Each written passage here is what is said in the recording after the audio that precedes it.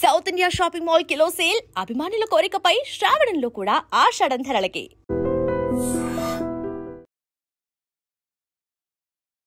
Welcome to I dream. నా పేరు Lumbini. Current discussion లో ఉన్న క్రైమ్ ఇష్యూస్ గురించి మాట్లాడడానికి we have high court advocate T సుభాష్ని గారు with us. Let's talk to her. Madam, Hyderabad లో జరుగుతున్న రీసెంట్ ఇష్యూ, అది ఇష్యూ అంటే ఇప్పుడు బయటపడిందేమో, మేబీ చాలా ఇయర్స్ తరఫు నుండి ఇది జరుగుతుందేమో, చాలా ఇయర్స్ నుండి.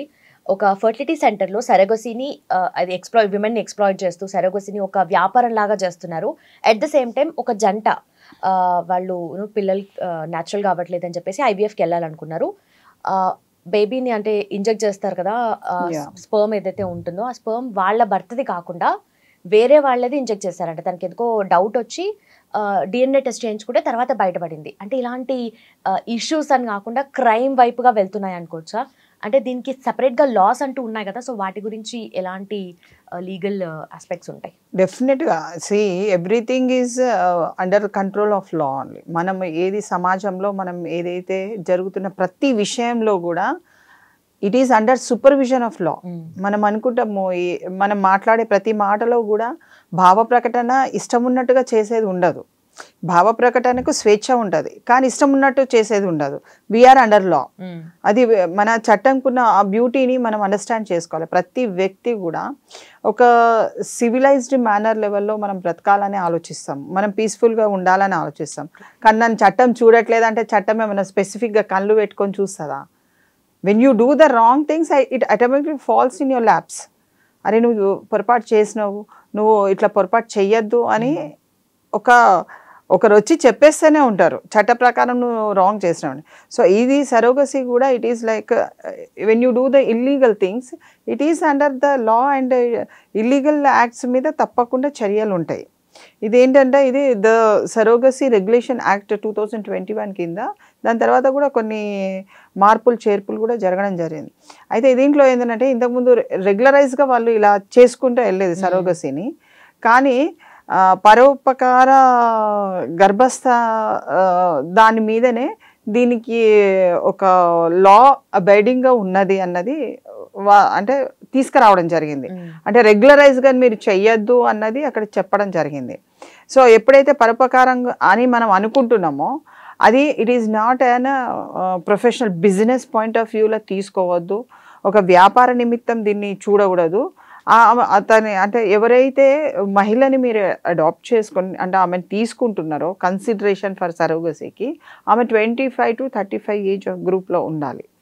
అయితే మనం ఇప్పుడు విన్న కేసులో ఏంటంటే పూర్తిగా అసలు స్పర్మ్నే మార్చేసింది అన్నది వింటున్నాము. సో ఎనీథింగ్ డిఫాల్ట్గా ఉన్న కేసెస్ని మనం సరోగసీ యాక్ట్ కింద చూసినట్టయితే it is nearly to 1 lakh వరకు మీకు పెనాల్టీ పడే అవకాశం ఉంది. అంటే ఈ 1 lakh పెనాల్టీయే కాకుండా 10 years కన్విక్షన్స్ కూడా ఉన్నాయి దీంట్లో. అంటే అంత సివియారిటీ చూపిస్తున్న కన్విక్షన్ని ఏ డాక్టర్ అయినా సరే దీన్ని అంటే దే షుడ్ నాట్ నెగ్లెక్ట్ రూపంలో చూడద్దు. ఇంతకుముందు మన సరోగసీ ఫర్టిలిటీ సెంటర్స్ మీకు ఎక్కువ లేకుండే, ఇప్పుడు చాలా ఎక్కువ వస్తున్నాయి. అది అంటే వాతావరణానికి అన్నీ కాకుండా అంటే మనుషుల్లోనే ఆ వ్యత్యాసం అన్నది పిల్లలు పుట్టకపోవడము, లేకుంటే కనకపోవడము, లేకుంటే ఇది కూడా ఏంటంటే 5 years ఆఫ్టర్ 5 years వాళ్ళకి ఇంకా డిఫికల్టీ ఇన్ గెట్టింగ్ ప్రెగ్నెన్సీ అన్నప్పుడు ఈ సరోగసీని అడాప్ట్ చేసుకునే విధంగా ఉన్నాయి కొన్ని రూల్స్ కూడా. సో ఇదేంటంటే ఇప్పుడున్న కేసులో అంటే ఇప్పుడు కావాల్సుకొని ఫర్ దర్ రాంగ్ఫుల్ గెయిన్ తీసుకోవడం కానీ వ్యక్తుల్ని చీటింగ్ చేయడం కానీ చేయకూడదు. ఇప్పుడు మనకు అంటే సరోగసీ దాంట్లోనే పనిష్మెంట్స్ ఉన్నాయి కాబట్టి ఎక్కువ స్థాయిలలో క్రిమినల్ యాక్ట్ కింద అప్లికబిలిటీ అనేది తక్కువ వస్తుంది. ఫిర్బీ అయినా కానీ అక్కడ చూడవలసిందేనంటే ఎక్కడ మిస్టేక్ జరిగింది. ఇప్పుడు వాళ్ళు ఎక్కువ కూడా ఈ సరోగసీ సెంటర్ ఫర్టిలిటీ సెంటర్స్లలో what they do is they take the ఒకటి అగ్రిమెంట్ తీసుకుంటారు బిఫోర్ దే, అంటే వీళ్ళు కన్సీవ్ చేసే ముందు కానీ లేకుంటే దేనికైనా కానీ ఫస్ట్ అగ్రిమెంట్ తీసుకుంటారు. ఆ అగ్రిమెంట్లో దే షుడ్ అంటే స్పెసిఫికల్గా ఏంటి అన్నది దేనికి వాళ్ళు వస్తున్నారు అన్నది ఫస్ట్ నామ్స్ మీద సిగ్నేచర్స్ పెడతారు వాళ్ళు. ఆ నామ్స్లో వీళ్ళు దేనికి సంతకం పెట్టండి అన్నది ఫస్ట్ వాళ్ళకు 1 point ఉంటుంది. అది కాకుండా వాళ్ళు ఎందుకు అంటే ఒక స్పర్మ్ని మార్చే అంత అవసరం ఎందుకు వచ్చింది అన్నది కూడా అక్కడ ఇంపార్టెంట్. కావలసుకొని చేసిన తప్పు ఉంటే మాత్రం డెఫినెట్గా ఎవరైతే యాజమాన్యం ఉన్నదో వాళ్ళు they will be in compulsory accused అయిపోతారు వితౌట్ ఎనీ, అంటే ఇంకా మనం అసలు ఆలోచన కూడా అవసరం లేదు. రాంగ్ఫుల్ అంటే మంచి ఉద్దేశంతో వాళ్ళు ఇది తెలియకుండా చేసింది అనిపిస్తే మాత్రం అది కొంతవరకు కన్సిడరేషన్ అన్నది వస్తుంది. కానీ కావలసుకొని చేసి అంటే మభ్య పెట్టడానికి చేసి వాళ్ళ యొక్క అంటే వాళ్ళ యొక్క హాస్పిటల్ని ప్రపగండ చేసుకోవడానికి మా దగ్గర చాలా సక్సెస్ఫుల్ రేట్ ఉంది అని చెప్పుకోవడానికి మాత్రం అలా చేస్తే మాత్రం తప్పు. అది ఎవరైనా కానీ దానికి శిక్ష అర్హులే. కాబట్టి నేను గమనించింది ఏంటంటే కొంతమంది మాకు ఫ్యామిలీ కేసెస్ వస్తారు. ఆ ఫ్యామిలీ కేసెస్లో ఒక కేసు ఆ అమ్మాయిని ఒక 30,000కి అట్లా మాట్లాడేసి ఆ అమ్మాయిని అంటే ఎగ్ డెవలపింగ్కి వాడుకొని ఆమెకు డబ్బులు కూడా ఇవ్వలేదు. హస్బెండే he was in between the హాస్పిటల్కి క్లయింట్ మీడియేటర్గా ఉండి ఎంతమందిని అలా చేసిండో మనకు తెలీదు. బట్ ఈ అమ్మాయి మాత్రం బయటకు వచ్చి నా భర్త నన్ను ఇట్లా చేసిండు. అది ఎంత పెయిన్ఫుల్ అని అంటే ఇట్ ఈస్ నాట్ వెరీ అంటే మనం లైట్గా ఏం తీసుకునేది లేదండి. It is you know egg is inserted and మీకు ఇంజెక్షన్ ఇస్తారు. అది ఇన్ని వీక్స్ దాన్ని డెవలప్మెంట్ చేయాలి, దాన్ని కంట్రోల్ అంటే దాన్ని హైజీనిక్గా ఉండాలి, హెల్తీగా ఉండాలి. మళ్ళా తీయడం కూడా అంతే పెయిన్ఫుల్గా ఉంటుంది. అది మామూలు అసలు డెలివరీ కంటే ఎక్కువ పెయిన్ఫుల్గా ఉంటుందని అమ్మాయి మనకు చెప్పడం జరిగింది. దాన్ని మేము ఖండిస్తూ కొంచెము అమ్మాయిని మెయింటెనెన్స్ కేసు కానీ దాంట్లో ఇవన్నీ రాస్తుంటే మాకు అప్పుడు అనిపించింది అంటే people are using women in this way also. ప్రొఫెషనల్గా కూడా బిజినెస్ పాయింట్ ఆఫ్ వ్యూలో కూడా భార్యని ఇలా కూడా యూజ్ చేసుకోవచ్చా అని అప్పుడు మేము అనుకున్నాం అన్నట్టు. అంటే సో పీపుల్ మనకు ఏదైనా కొత్త అంశం టెక్నాలజీ పరంగా కానివ్వండి లేకుంటే ఇంకా ఏ అంశమైనా ఒక కొత్త అంశం ప్రజల్లోకి వచ్చి ప్రజలకు ఉపయోగపడే విధంగా ఉండి రేపు భవిష్యత్తు నిర్మాణానికి అది బాగానే ఉంటుంది అని చెప్పే క్రమంలో మంచి చెప్పే క్రమంలో చెడు కూడా చాలా జరిగిపోతుంది.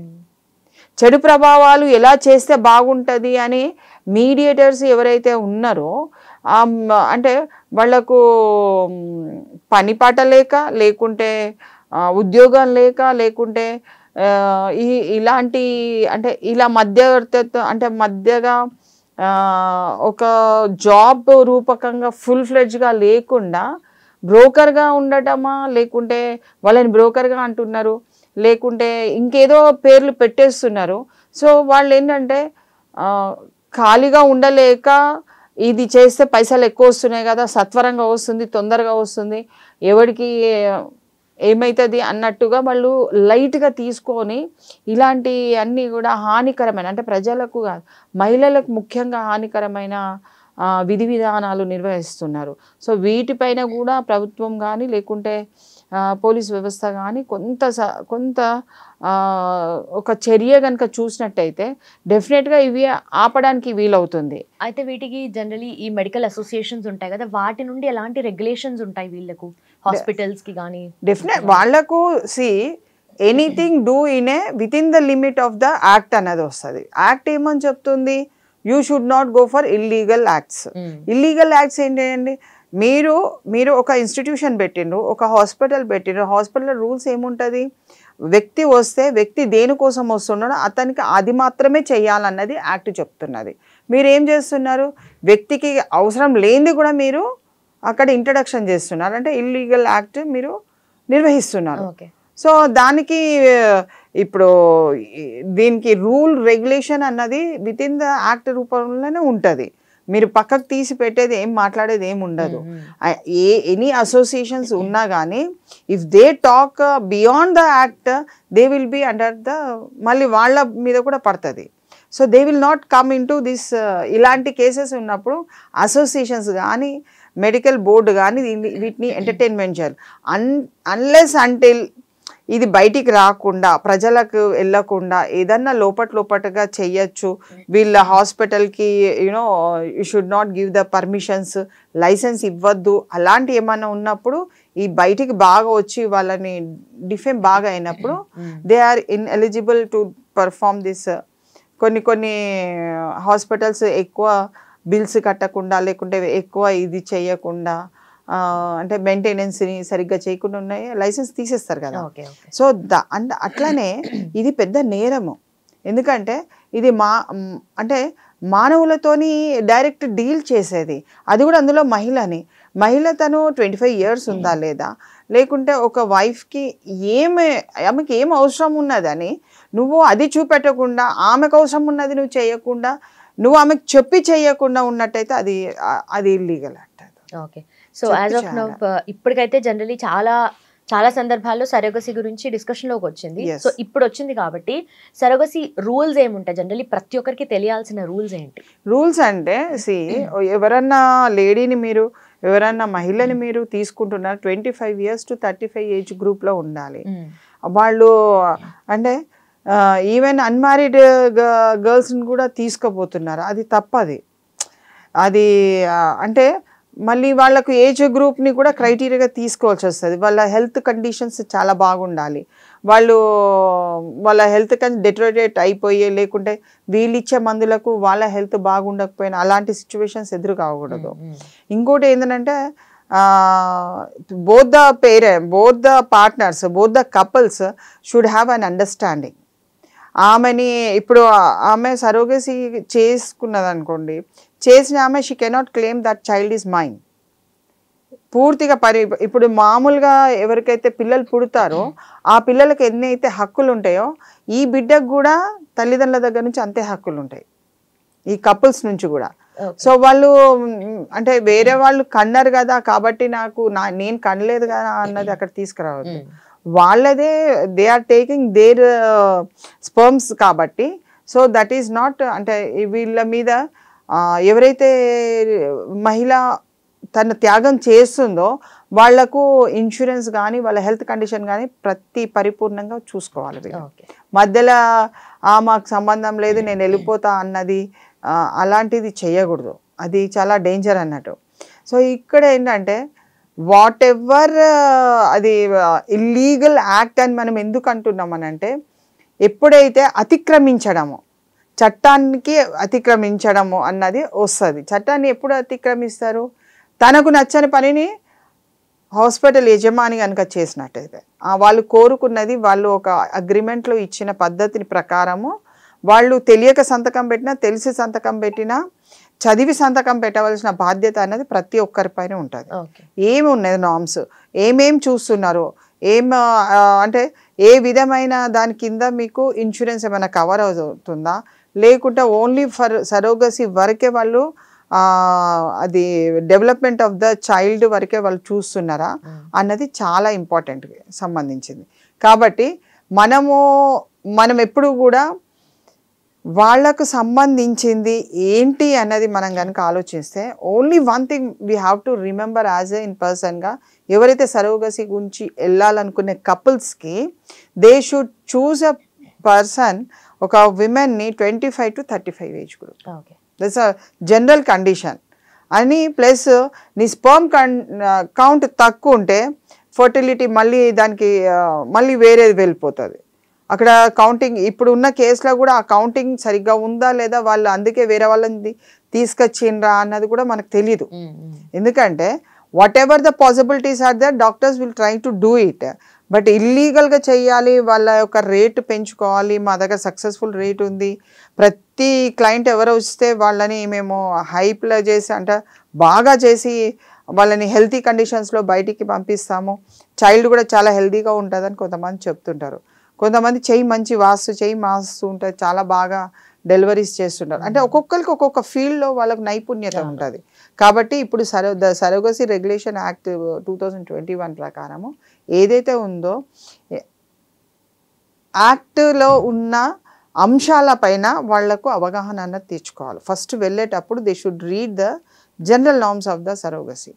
అందులో ఏంటంటే వాళ్ళకి కావాల్సింది ఏంటి, బేబీ కావాలి, బేబీకి కావాల్సింది ఏంటి, ఆ స్పామ్ డొనేట్ చేసి డొనేషన్ ఉన్న అది ఆ స్పామ్ని రెగ్యులేట్ దాన్ని ఒక అభివృద్ధి చేసి ఒక బేబీ పుట్టడానికి అవకాశం ఉన్న అన్ని పాసిబిలిటీస్ని they have to take into consideration. Otherwise వేరే వాళ్ళది తెచ్చి వీళ్ళకి తెలియకుండా వేరే వాళ్ళది ఇన్సర్ట్ చేసి చేయడం అన్నది అది చాలా చాలా అంటే చాలా తప్పు అయిన పని. కాబట్టి వాళ్లకు పనిష్మెంట్స్ కూడా సివియారిటీగా ఉంటుంది. అది 10 years ఉండొచ్చు, 1 lakh ఫైన్ కూడా రావచ్చు వాళ్ళకి, అంతకంటే మించింది కూడా వేరే ఉండొచ్చు.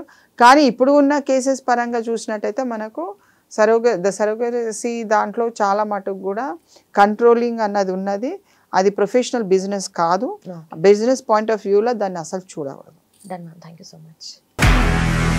నిజంగా ప్రస్తుతం ఉన్నటువంటి సమాజం దేనికి ప్రయారిటీ ఇస్తుంది? ఆర్థిక సంబంధాల చుట్టూ మాత్రమే తిరుగుతోంది. మళ్ళీ ఎన్నికలంగానే చాలా విరక్తి కలుగుతున్నాం. మంచి అనిపిస్తుంది కదా, లేడీస్ కూడా ఛాలెంజింగ్ జాబ్స్ చేసినప్పుడు చాలా బాగుంటది. ట్రాఫిక్ అసిస్టెంట్స్ గా నియమించిన ట్రాన్స్జెండర్స్ అందరితో సాల్యూట్ చేయించుకుంటున్నారు. ఫుడ్ డెలివరీ ఇవ్వటానికి వెళ్ళినటువంటి డెలివరీ బాయ్ అనిల్ పై కళ్ళ ముందు